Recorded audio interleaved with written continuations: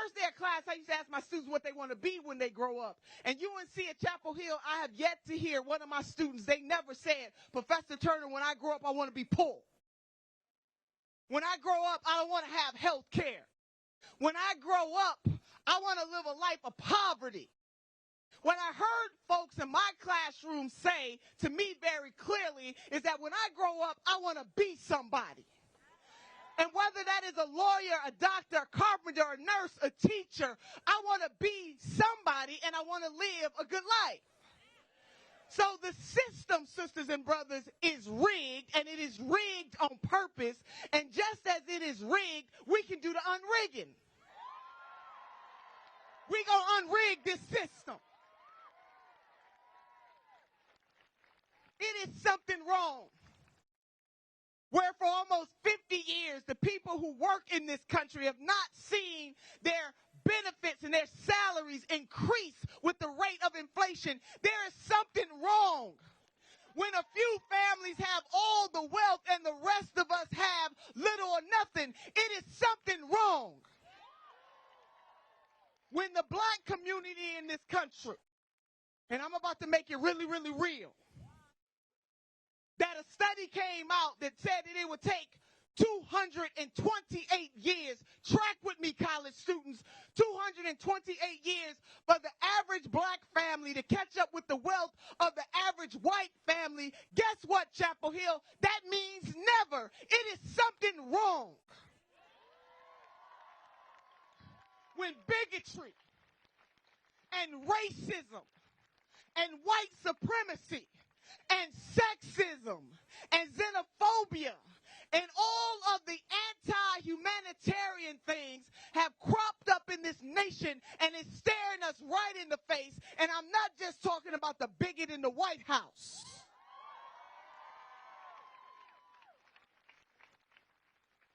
UNC Chapel Hill, we got work to do. And that's where you come in. You are privileged enough, those of you who are college students, to have your minds opened.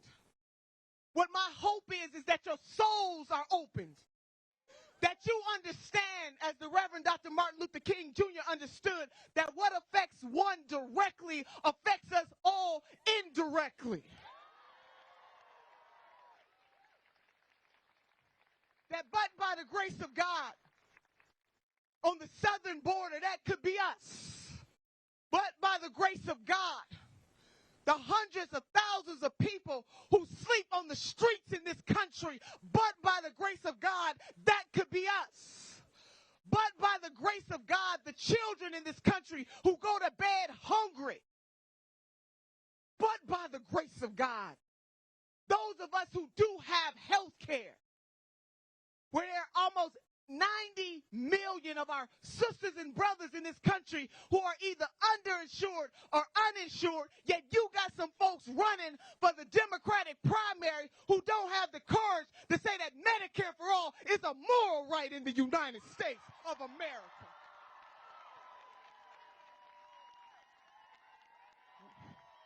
We got work to do, UNC. That when folks don't want to run a grassroots campaign and want to take money from multi-millionaires and billionaires, they answer to those interests, but they don't answer to you. Too many folks running for office and who are in office right now are bought and sold, but I got a remedy for that, and his name is Senator Bernard Sanders. Oh, yeah. Oh, yeah. Let me tell you something. He don't have to pretend to be for the people. He didn't just start standing up for the people. For many of you who are here today, Senator Bernie Sanders has been on the justice journey when he was just your ages. at the University of Chicago standing up neck-deep water. And let me make it very clear what you're not supposed to do during a time like this. Here's some video that we've gotten of a man who thought it would be really cool to jump off a bridge into the water. And look, maybe it was a fun thing for him, but this is so extremely reckless and dangerous. You don't know, first of all, what is in the water, from a pile of fire ants to snakes to electricity from downed wires. So a reminder, this is so incredibly reckless and so not okay, because if something were to happen to any of these people, you're going to have emergency crews pulled away from people who are in a dangerous situation, who didn't want to be and didn't intend to put themselves. And you know what, UNC, and I know you noticed that his only special interest is you and you and you and you and you and you. Our campaign just hit the million donor mark, baby. That is 1 million people in this country. Oh, yeah. He don't hold fundraisers in folks' homes and tell them that nothing is fundamentally going to change for them. If nothing fundamentally changes for multimillionaires and billionaires, then nothing fundamentally changes for you. Senator Bernie Sanders is the original. You know, people keep asking, what's the difference? What's the difference? What's the difference? Well, baby, roll the tape. I'll tell you what the difference is. What's the difference? The difference is he's not new to this.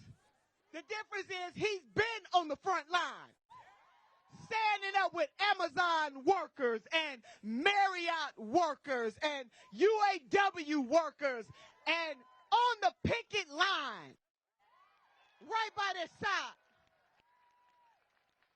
The difference is he's not going to take big dollar donations in the primary. Oh, I almost cussed. And doggone it, he's not going to take none in the general. What's the difference?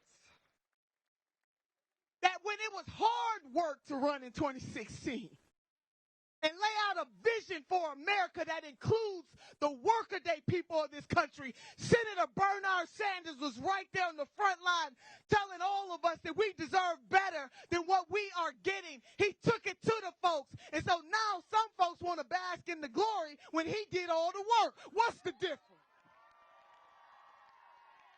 What's the difference? When you got the courage of your convictions and you don't calculate politically what's best for you, instead you stand up on the front lines with the people, by the people, and for the people. What's the difference?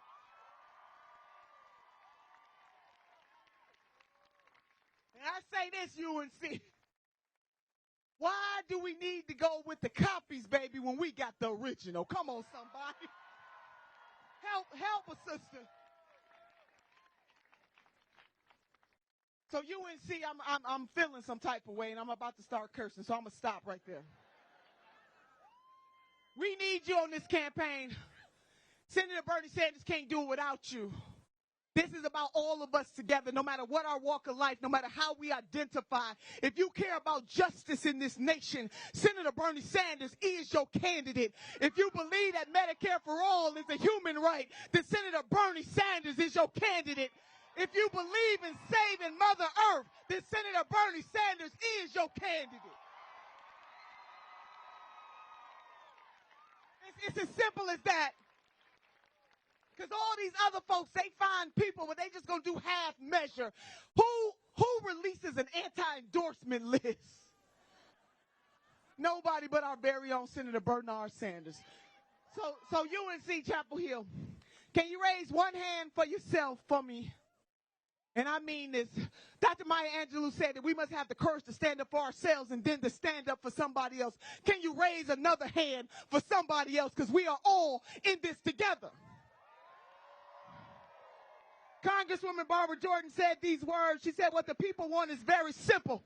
They want an America as good as its promise. That is what this campaign is about, not me, us, creating an America as good as its promise. So one hand for yourself and one hand for somebody else. With these hands, we will have Medicare for all. With these hands, we will save Mother Earth. With these hands, women will get their whole damn dollar. With these hands, we will eradicate homelessness. With these hands, we will create a justice system that is finally just and does not treat black men and brown folks differently. With these hands, baby. Hold them up, Chapel Hill. Come on now, hold them up. And with these hands, we will elect Senator Bernard Sanders, the next president of the United States of America.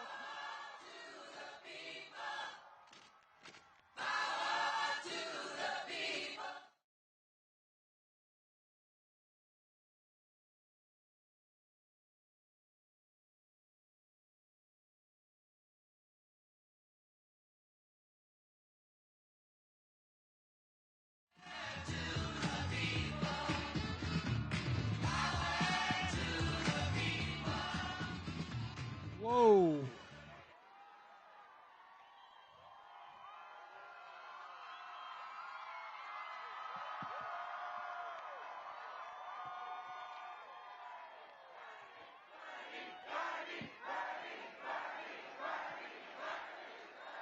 Thank you, Chapel Hill.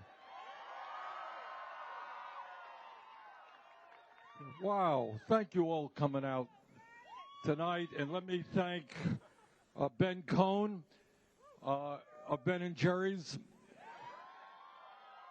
And I don't know if Ben told you, but he is going to be the next Secretary of Ice Cream.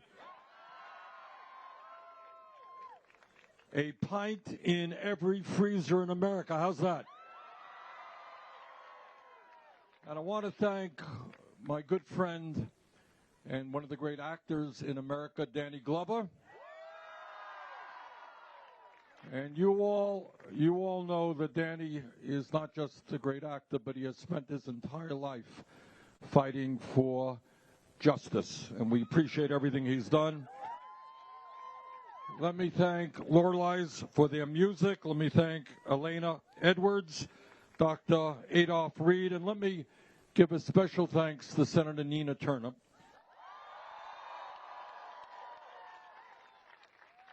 You know, I always have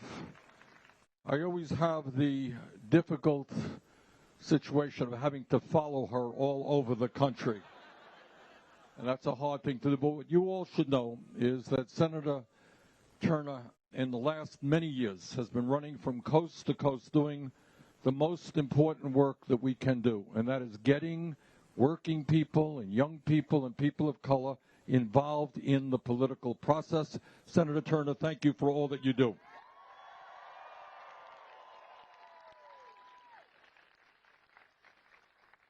So let me get to the point and tell you what you already know. I'm here in Chapel Hill to ask for your support to win the primary here in North Carolina.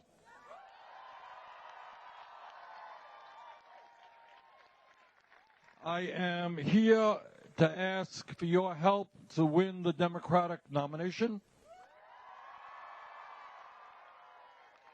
And I am here to ask for your help to enable us to defeat the most dangerous president in the history of this country.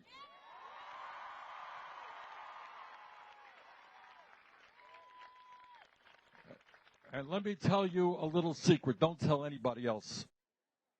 We're going to beat Trump here in North Carolina, and we're going to beat him bad.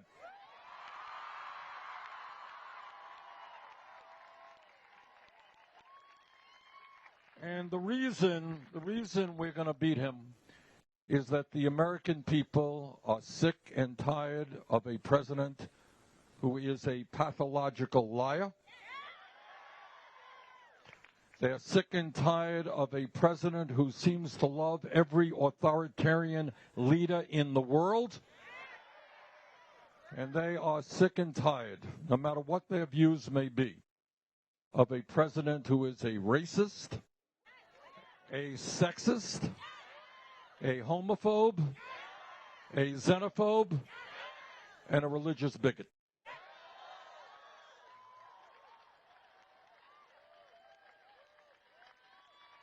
And I know that in North Carolina and all over the country, there are people who hold different points of view. That's called democracy. But I think more and more people understand that intellectually and emotionally, Trump is not fit to be president of the United States.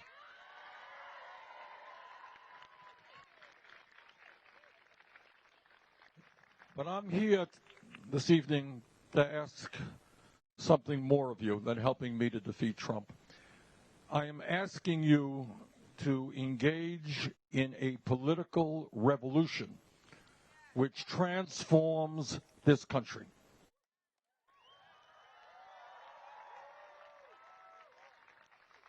And as Senator Turner mentioned, the message of our campaign is us, not me. And the reason for that is twofold. Number one, unlike Trump and his friends who think that the function of human life is to lie and cheat and steal and step on people so that you can make huge amounts of money, we hold a very different view of what the good life is about. And in our view, what the good life is about, what we should be doing as human beings, is caring for each other.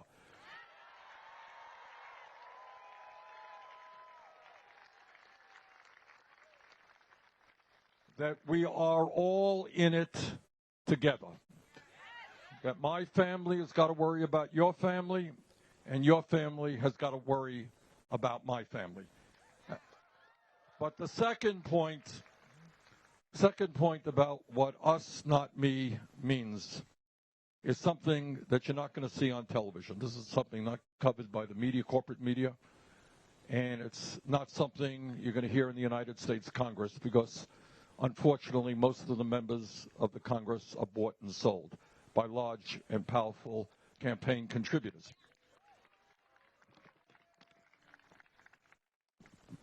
And what that is about is that no president, I'm the only candidate who will tell you this, maybe the only candidate who has ever said this, no president, not Bernie Sanders or anybody else, can do it alone. We can't bring about the changes that this country desperately needs just through a president. And the reason for that, but it's not on TV, the reason for that is that we have a corporate elite in this country that is not only incredibly greedy and has been at war against the working class of this country for the last 40 or 50 years, but they are incredibly corrupt. Incredibly corrupt. So they have unlimited amounts of money. So I'm here this evening in an unprecedented moment in American history to ask not only for your help to defeat Trump, but to understand that I'll be back the day after we get inaugurated in order for us to come together to create an economy and a government that works for all of us, not just the 1%.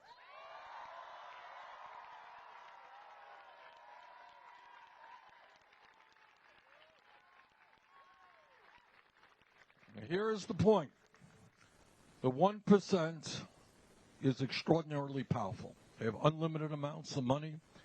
They control the political system because we have billionaires now who can spend unlimited sums of money, hundreds of millions of dollars to elect candidates who represent the wealthy and the powerful. They have incredible power over the economy. But at the end of the day, 1% is 1%. And if we stand together, black and white and Latino, Native American, Asian American, gay and straight, immigrant, native born, if we stand together and do not allow Trump and his friends to divide us up, we will be able to make huge accomplishments and transform this country.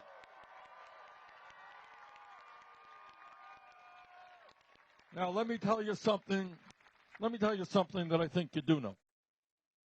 And that is, if you study American history, what you learn is that real change has never taken place from the top on down, always from the bottom on up. You know what I mean by that?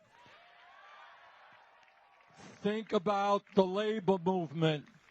Think about the civil rights movement. Think about the women's movement. Think about the gay movement. Think about the environmental movement. And all of those movements were able to bring millions of people together in the struggle for justice. And as Senator Turner told you, that is what this campaign is about. It's a justice campaign. Economic justice, social justice, racial justice, and environmental justice. That's what we're about.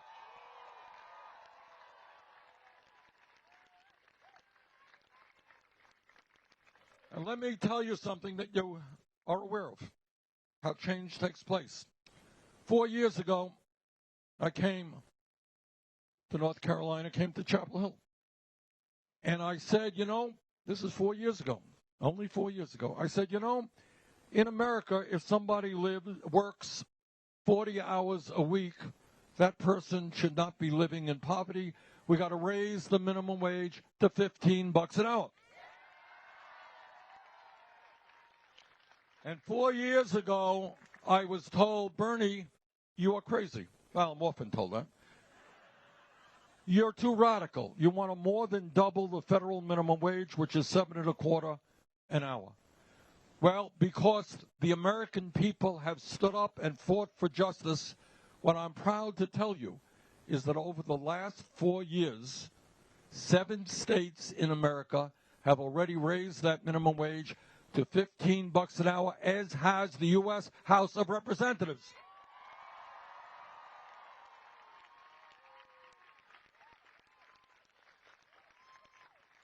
And when we together are in the White House, we're going to raise that federal minimum wage to $15 an hour to apply to every worker in every state in this country.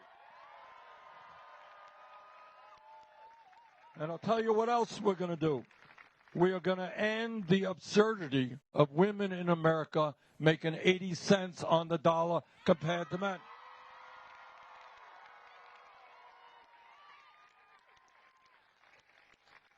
And what we're also going to do is make it easier for workers to join unions.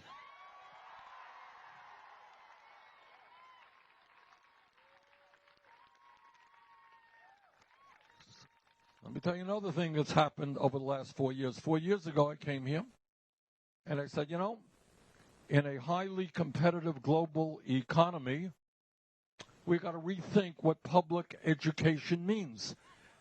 Not good enough K through 12. We have to make public colleges and universities tuition free.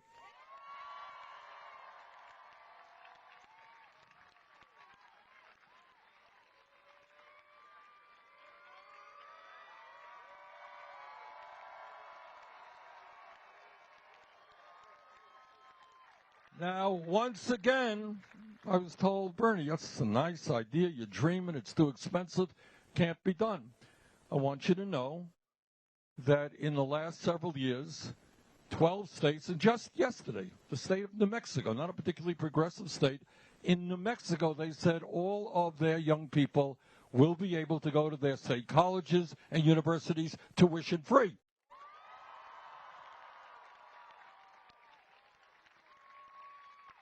In the last year,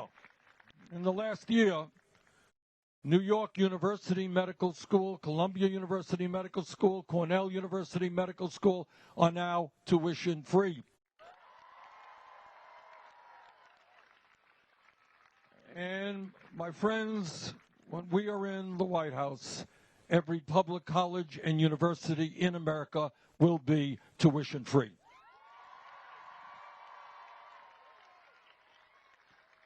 And I'll tell you something else. Where we're gaining significant momentum. And that is the understanding that it is extremely cruel and unfair to say to millions and millions of people, some young, some not so young, that they are going to have to deal with outrageous levels of student debt decade after decade after decade.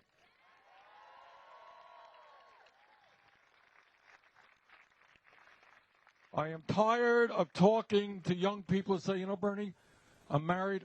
We can't have any kids because we're paying off our student debt. We can't buy a car. We can't buy a home. And I'm talking about people who are 30, 50, 100,000. You go to graduate school, 200,000. You go to medical school, $400,000 in debt. And that is why I believe that if the United States Congress and our country could bail out the crooks on Wall Street who destroyed this country, if Trump and his friends could give over $1 trillion in tax breaks to large profitable corporations and to the 1%, you know what we can do and will do? We're going to cancel all student debt in America.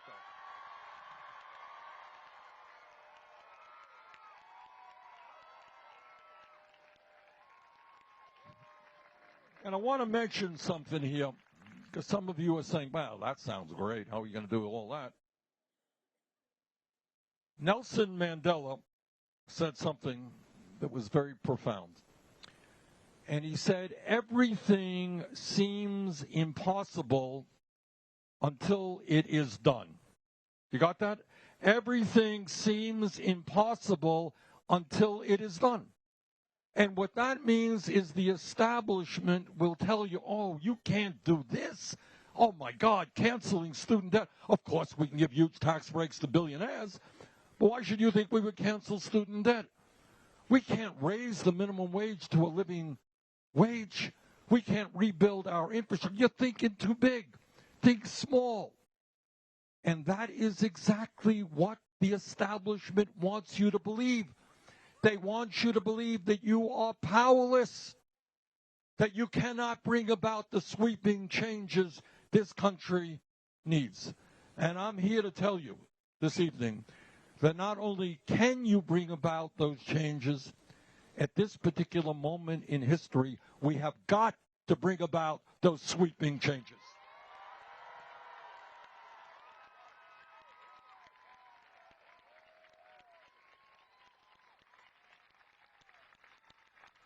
So canceling student debt and making public colleges and universities, some of you may think, oh, that's a big radical idea. It ain't a radical idea. Anybody here know how much college costs in Germany? Free. Scandinavia. I gave a speech in Washington a couple of years ago. I got up there and I said, you know, in Finland, colleges are free. Some guy jumps up and he says, no, you're wrong, Senator. Actually, they pay us to go to college. All right. So, again, if countries around the world can do it, don't tell me that the wealthiest country in the history of the world can't do it as well.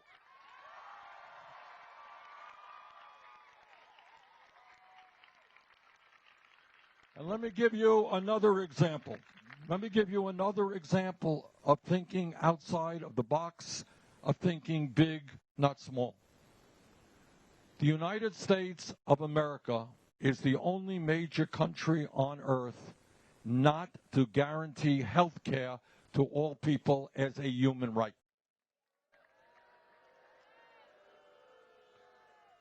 Today in America, uniquely among major countries, we are spending twice as much per person on health care as do the people of Canada or Europe or other industrialized country. We're spending twice as much.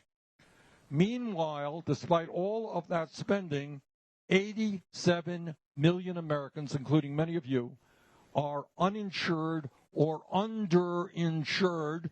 You all know what that means? That means high deductibles, high copayments, a lot of out-of-pocket expenses. Last year in America, some 30,000 Americans died because they did not go to a doctor when they should, because they had no insurance or could not afford the deductibles. Last year in America, 500,000 people went bankrupt because of medical bills. Now, I want you to think about what that means. It means that when somebody gets diagnosed with cancer, trust me, you got enough to worry about. And yet, because people get sick, cancer, heart disease, somebody in the family with Alzheimer's disease, that family could very well go bankrupt. In a civilized, democratic society, families should not go bankrupt because somebody became seriously ill.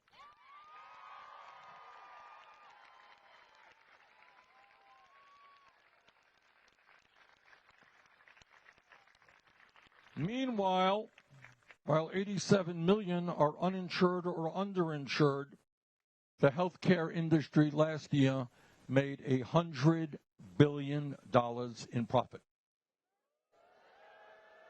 In fact, their profits are soaring right now. So we're going to say to the healthcare industry and to the corrupt pharmaceutical industry, which charges us the highest prices in the world for the medicine we need, we're going to say to them, sorry, your day is done. The function of healthcare is to provide quality care to all, not make billions of dollars in profits for large corporations. We are going to pass a Medicare for all single-payer program.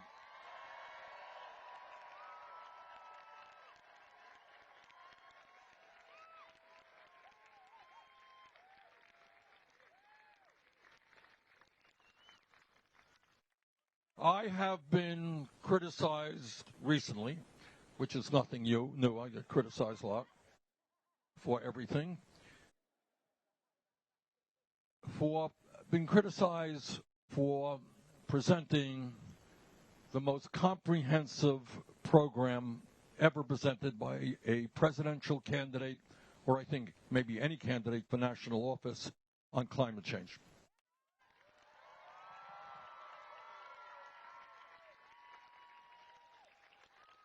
And I have been told by folks around the country, opponents, we cannot afford to spend the money that you propose in order to save the planet. Well, I'm not quite sure how much they think it is worth to save the planet.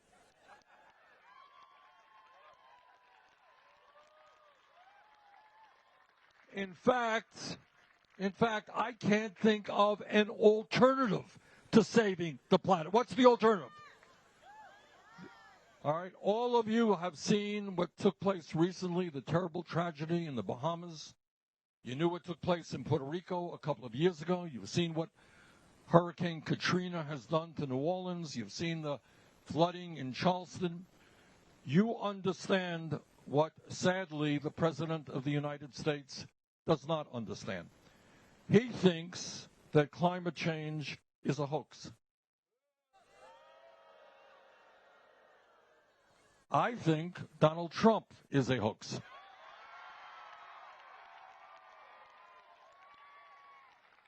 And I think it is imperative that we have a president, this is a pretty low bar, I must admit, a president who actually believes in science and listens to scientists. And let me just tell you what I think you already know. What the scientists have told us is that we have fewer than 12 years to transform our energy system away from fossil fuel into energy efficiency and sustainable energy, or else there will be irreparable damage done in our country and around the world. Irreparable damage. I always do that. All right. And what we are talking about are rising sea levels, which will flood coastal regions in the United States. Parts of Miami will be underwater. Charleston will be underwater. Parts of Charleston will be underwater. New York City, perhaps, and all over the world. What we are talking about is more drought. I don't know how to describe it. I was in Paradise, California. Anybody remember what happened in Paradise, California? What happened in Paradise, California is that in the midst of a unprecedented drought in California, they saw more and more wildfires. And one of those fires basically destroyed a city, a town of 26,000 people, killed 86 people, destroyed 18,000 buildings, caused $16 billion in damage in one modest-sized town. All over the world, whether it is Australia, whether it's India, whether it's Pakistan, whether it is Europe, whether it is Guatemala and Latin America, we are seeing the impact of drought on people's ability to grow food and get the water they need to survive. We're seeing the beginnings of mass migrations of people who go out of their country in search of food and water. What we are seeing is more and more extreme weather disturbances. We're seeing the acidification of the ocean. We are facing a global crisis. And if we do not act boldly, the planet we are leaving you and your kids and your grandchildren will be increasingly unhealthy and uninhabitable. That is the reality. So together, our job is to stand up to the fossil fuel industry and to tell them that their short-term profits are not more important than the future of our planet.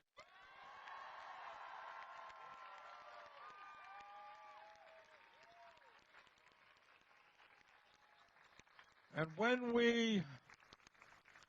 we stand up to the fossil fuel industry and when we transform our energy system, we are going to create up to 20 million good-paying jobs. But I just want to say to you, this is an issue. I wish I could tell you, hey, it's a modest problem. We could do a little bit here and a little bit there. I wish from the bottom of my heart I could tell that to you. I can't be honest and tell you. What the scientists are telling us is that we face a major global crisis. And as president, I will not only do my best to help transform our energy system, but I will lead the world to transform energy systems all over the globe.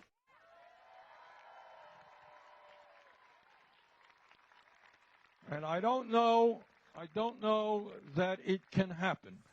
But my vision is, my effort will be to say to countries all across the planet, we are spending as a world $1.5 trillion on weapons of destruction designed to kill each other.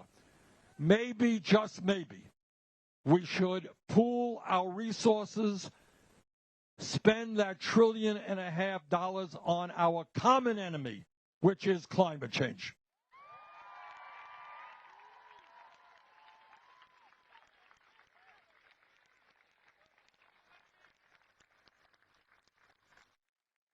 Senator Turner mentioned a moment ago an issue which is enormously important to me, and I know to all of you.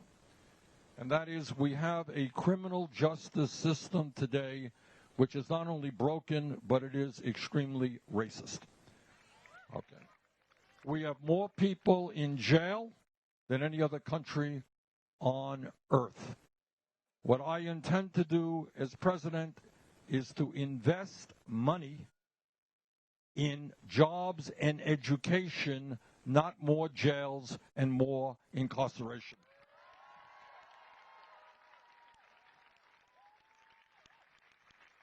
Four years ago, I came here and I said we got to end the war on drugs. Well, I'm happy to tell you that in state after state after state, marijuana, possession of marijuana, has either been decriminalized or, in fact, legalized, and that is the right thing to do.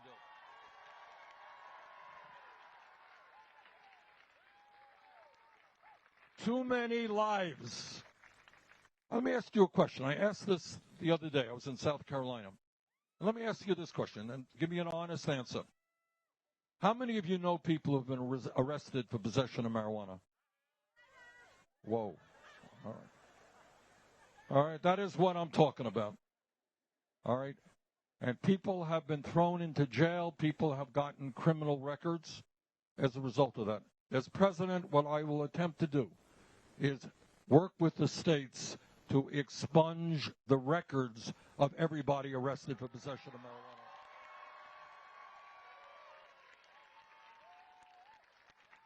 You know, it is a little bit strange, it's a little bit weird to be driving down the road in Nevada and you see these big signs which say, you know, buy marijuana from this or that store, and understanding that in this country there are God knows how many people in jail tonight for doing exactly the same thing that these corporations are doing in Nevada and in other states.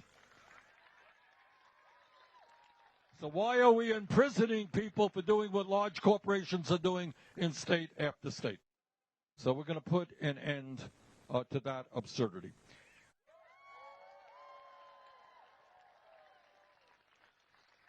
Another issue that I know you're all familiar with and are concerned about is the need to end the demonization in this country of undocumented people.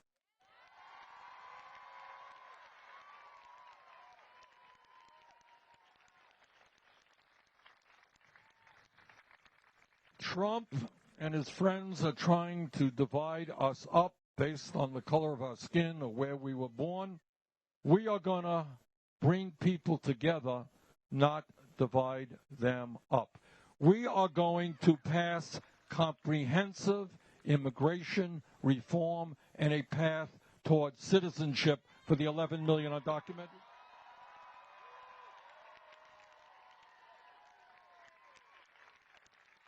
Through an executive order on my first day, we will restore the legal status of 1.8 million young people in the DACA program.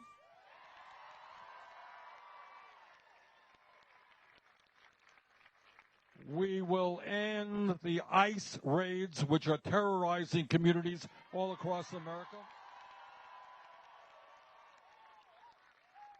And we will create a humane policy at the border, one which does not have government agents snatching babies from the arms of their mothers or locking children up in cages.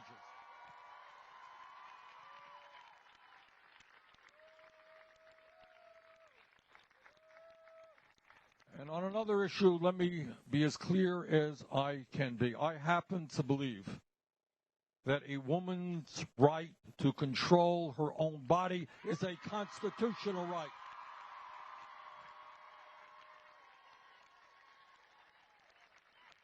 And my promise to you this evening is I will never, ever nominate somebody to the U.S. Supreme Court who is not 100% pro Roe v. Wade.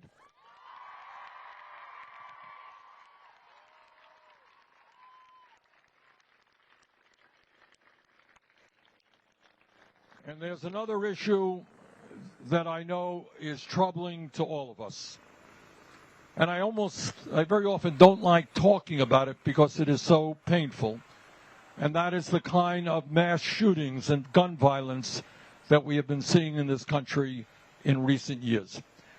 And when we talk about gun violence, it is not just the horrible deaths that we are seeing every year. What we're also seeing is children all over this country terrorized, frightened to go to school. Can you imagine that? Can you imagine? You know, school historically has been a place of safety. You go to learn, you go to socialize.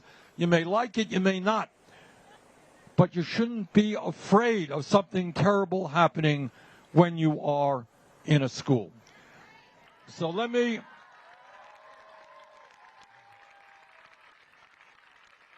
just say this. This President of the United States will not be intimidated by the NRA.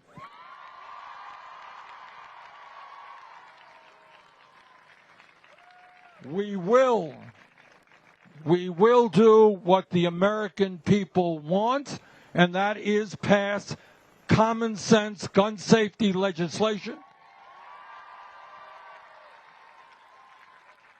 including ending the sale and distribution of assault weapons in this country.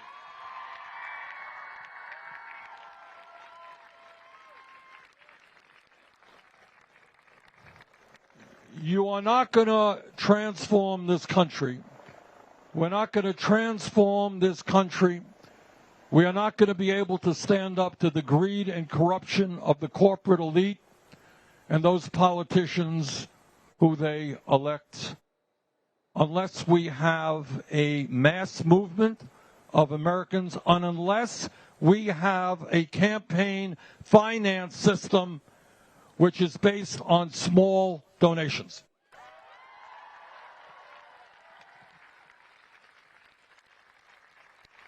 And tonight I am very happy to share with you just a kind of an historic moment for our campaign. Today, we reached the level of 1 million individual contributors.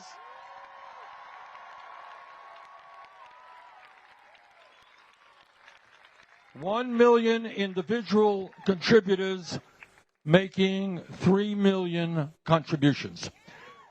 No candidate, not Donald Trump or anybody else in this race, has done that. In fact, no candidate, to the best of my knowledge, has ever accomplished that at this point in a campaign.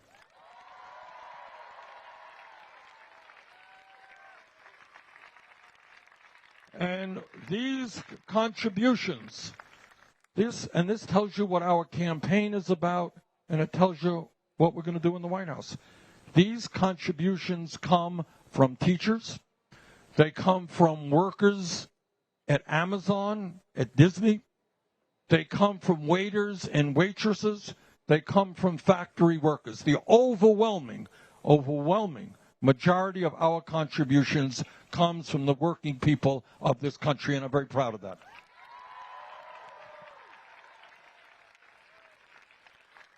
And I would contrast that with how my good friend, Vice President Biden, is raising money today. And I would say to him, Joe, we are not going to make the changes that we need in this country when you go to 3 fundraisers in Chicago sponsored by multimillionaires. We are going to make the changes that we need in this country when the working families of America stand up to the corporate elite, not take their money. Let me conclude by saying this, and I wish I could say it differently. This is an unprecedented moment in American history. We have a president who is authoritarian, who does not believe in democracy, who does not believe in the separation of powers, and who lies almost every single day. We have a world situation in which we face the greatest challenge that this planet perhaps has ever faced, which is climate change. What I hope you respond, when you respond to these crises, don't respond with depression, don't respond in despair. Respond by standing up and fighting back and understanding what Nelson Mandela said, and that is, everything seems impossible until it is done.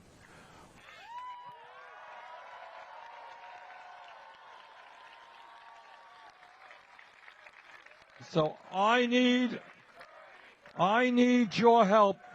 I need your help, but more importantly, we need each other.